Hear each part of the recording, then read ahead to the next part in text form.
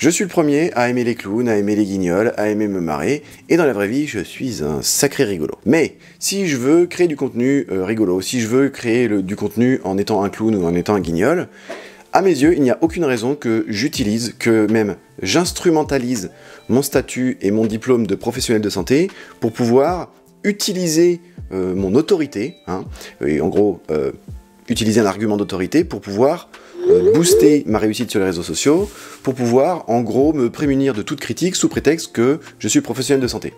Donc dans cette vidéo, je vous explique ce qu'est un kiné à la mode et ce que n'est pas un kiné à la mode.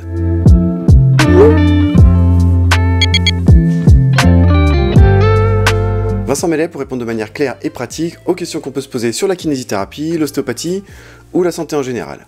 Être professionnel de santé, c'est répondre à un code de déontologie, un code de santé publique, bref, avoir un ordre, l'ordre des infirmiers, l'ordre des kinés, l'ordre des médecins. Et il y a certaines règles à respecter. Parallèlement, être un professionnel de santé, c'est également être un être humain qui a envie d'être à la mode, qui a envie de suivre les tendances et qui a envie de mettre d'autres choses en haut qu'une petite chemise blanche bien comme il faut. Évidemment, ce n'est pas moi qui vais me permettre de dire que de faire des vidéos YouTube, de faire des vidéos Instagram ou de faire des vidéos sur TikTok, c'est une mauvaise idée. Qu'on ait 20 ans, qu'on ait 30 ans, ou qu'on ait 40 ou 50 ans, être un professionnel de santé à la mode, c'est possible. Je vais donc vous faire une petite liste de ce que ce n'est pas. Ce n'est pas avoir des followers, avoir un maximum de followers, avoir un maximum de likes et avoir un maximum de personnes qui nous idolâtrent, comme les Jones. Être à la mode, ce n'est pas utiliser des mots de Jones. Être à la mode, ce n'est pas suivre les tendances de TikTok comme les Jones. Et être à la mode, ce n'est pas se dénuder sur les réseaux sociaux comme les Jones. Et pourquoi? Parce que le mot Jones, déjà, est un mot qui a été inventé par de vieux ringards pour parler des jeunes, puisqu'on n'a jamais entendu un jeune dire le mot Jones. Alors c'est parfaitement légitime de vouloir suivre les tendances, c'est parfaitement légitime de vouloir être dans l'air du temps, mais il y a certaines choses qui sont à mes yeux, incompatible avec tout ce que je viens de lister, quand on essaie d'être un professionnel de santé sérieux et qui respecte les codes de déontologie et les codes de, on va dire, de bienséance, de bon comportement et de bienveillance vis-à-vis des patients et vis-à-vis de ses confrères. Être un kiné à la mode, être un professionnel de santé à la mode, à mes yeux, c'est trois grandes choses. La première chose, c'est d'avoir des connaissances. Premièrement, savoir comment chercher des connaissances les plus actuelles possibles, les plus récentes possibles. Et mine de rien, en ayant des connaissances actuelles, eh bien, mine de rien, on est à la mode. Être à la mode, c'est également avoir le recul nécessaire pour pouvoir faire la différence entre une opinion et des connaissances, du savoir scientifique, sourcé, fondé, et de présenter cette différence comme telle. Tu peux faire un peu plus de bruit dans l'escalier, s'il te plaît? Non, regarde, c'est les chaussures. C'est pas toi, c'est tes chaussures, toutes seules, qui font du bruit. Super. Pas les enfants. Non, j'oublie pas les enfants, non. La deuxième chose pour être à la mode, c'est d'essayer de tout faire pour se rendre utile. Bien évidemment, pour être utile et à la mode, la première chose, c'est d'utiliser les voies ou les modes de communication des Jones.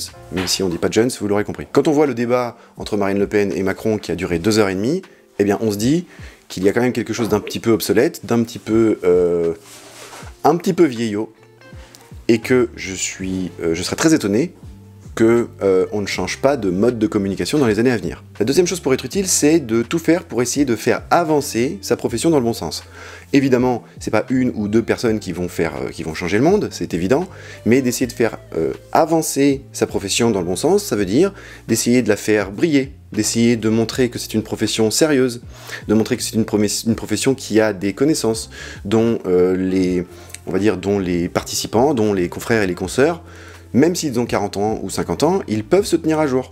Ça, c'est être à la mode en étant utile et en faisant briller sa propre profession. Et la troisième chose, naturellement, c'est transmettre ou partager, alors que ce soit au sein de son propre cabinet, que ce soit dans des écoles, que ce soit sur les réseaux sociaux, pas très important. Si vous voulez vraiment être à la mode, évidemment, ça va être les réseaux sociaux, mais ça n'empêche pas, la condition sine qua non pour le partage, que ce soit fiable, que ce soit des données qui soient sourcées, que les personnes qui les écoutent, qui les entendent, qui les regardent, puissent aller vérifier après.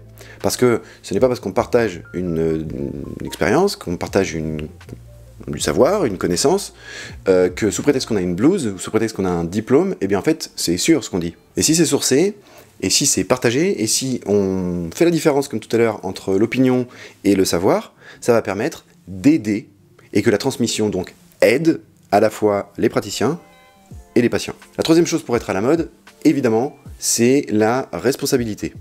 La responsabilité quand on partage des connaissances et quand on crée du contenu. Quelqu'un qui a 100 abonnés qui sont tous ses potes, évidemment, il n'aura pas la même responsabilité que celui qui en a 100 000. Et évidemment, je sais de quoi je parle. Donc, naturellement, il y a 2-3 petits points à éclairer concernant la responsabilité. La première chose quand on partage du contenu, c'est de faire preuve de prudence. Quand on parle à 100 000 personnes, il y a nécessairement un peu de prudence à avoir parce que le message peut être déformé, exacerbé, donc il faut faire très attention aux mots qu'on utilise, comment on les utilise et l'impact que ça peut avoir. La deuxième chose, c'est du sérieux. Alors le sérieux, c'est pas forcément ne jamais rigoler.